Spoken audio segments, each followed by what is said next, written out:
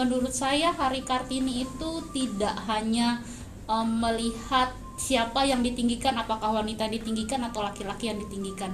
Tapi di sini kita mau melihat tentang kesetaraan antara pria dan wanita. Hari Kartini itu kayak hari buat wanita gitu, tapi buat di Indonesia.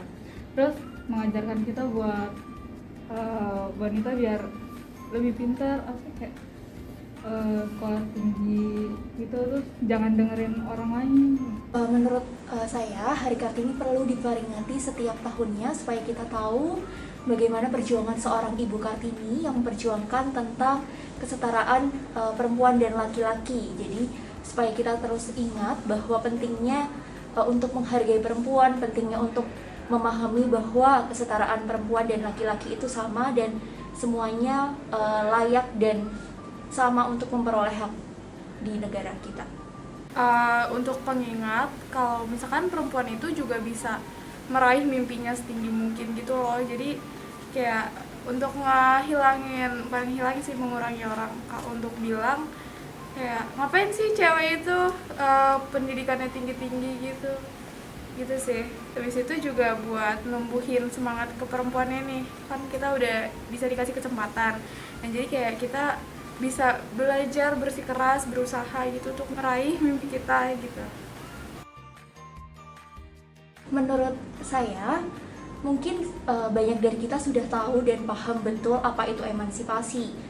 Nah, tetapi banyak dari kita juga belum sepenuhnya dapat menerapkan emansipasi itu dalam kehidupan kita. Padahal sebenarnya kita bisa melakukan emansipasi itu dengan hal-hal kecil, hal sederhana, misalnya dengan menghargai apa yang sudah kita punya, kemudian kita mensyukuri apa yang sudah diberikan oleh Tuhan, kita tidak membanding-bandingkan diri kita dengan orang lain dan menyadari bahwa kita itu punya keistimewaan masing-masing gitu.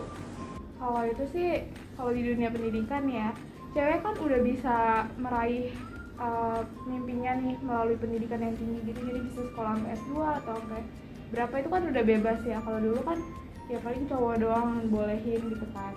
Nah tapi sayangnya kalau untuk kesetaraan gender itu masih belum nih, kayak di pekerjaan gitu, di dunia kerja tuh masih ada yang gaji perempuan lebih sedikit daripada laki-laki.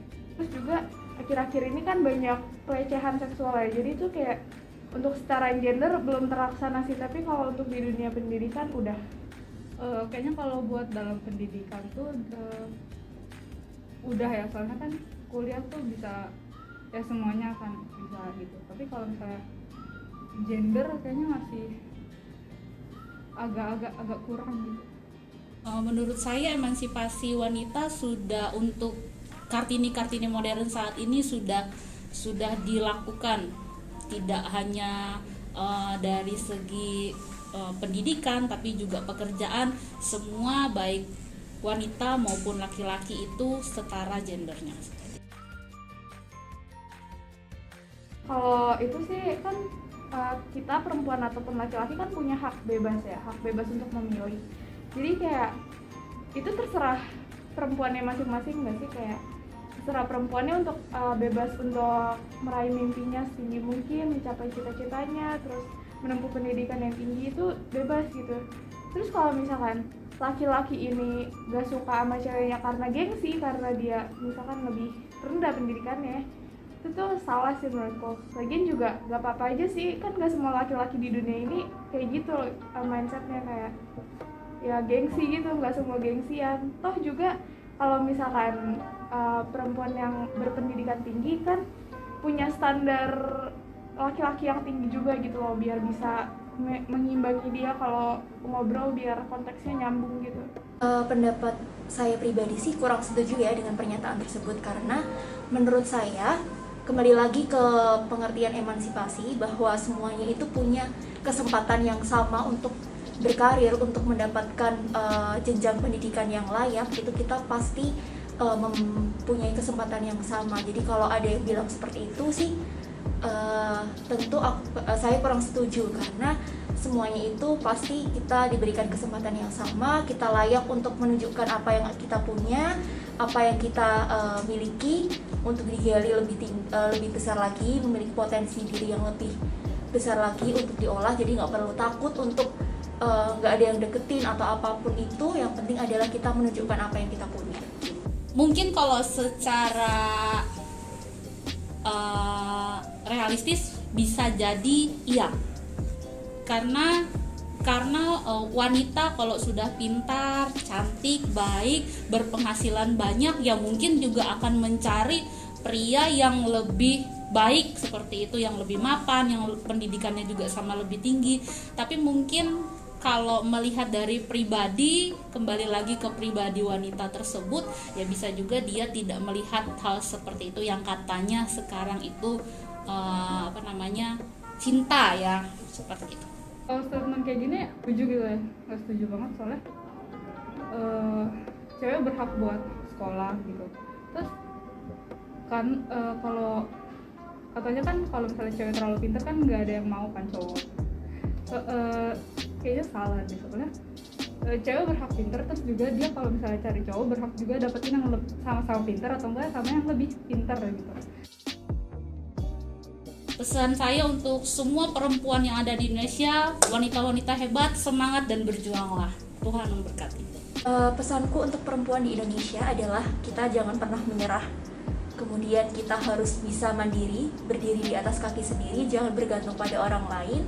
Kita semua bisa menentukan masa depan kita atas apa yang kita punya. Jangan pernah mendengarkan omongan-omongan orang di sekitar kita yang mencoba untuk merendahkan diri kita. Dan tunjukkanlah bahwa kita adalah perempuan Indonesia yang memang kita layak untuk berdiri dan juga menunjukkan apa yang kita punya. Kita harus ikutin kata hati, jangan dengerin orang lain kalau misalnya kayak menghambat cita-cita gitu. Kalian punya masa depan, terus jangan ikutin kata orang lain. Terserah kalian ikutin kata hati aja. Mau sekolah tinggi, mau jadi apa juga terserah kalian. Jangan takut untuk meraih mimpi setinggi langit itu.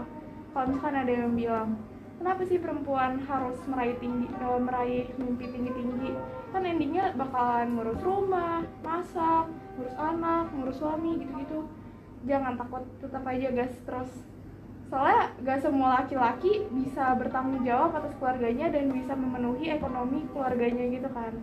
Terus habis itu kalau misalkan laki-lakinya juga udah punya ekonomi yang baik kan juga bisa jadi penghasilan. Toh pendidikan yang tinggi juga nggak cuma buat kerja kan, bisa dalam mengurus anak tuh juga dibutuhin pendidikan ya, meskipun nggak tinggi juga tapi kan dibutuhkan pendidikan gitu loh. Terus abis itu yang kedua untuk ibu rumah tangga, kalian hebat banget mau mengorbankan cita-cita kalian yang dari kecil diimpikan untuk mengurus anak, mengurus suami, mengurus rumah. Terus ya semoga Tuhan itu membalas kebaikan kalian. Terus yang terakhir, jangan berhenti berkarya untuk Indonesia, untuk bangsa, untuk semuanya.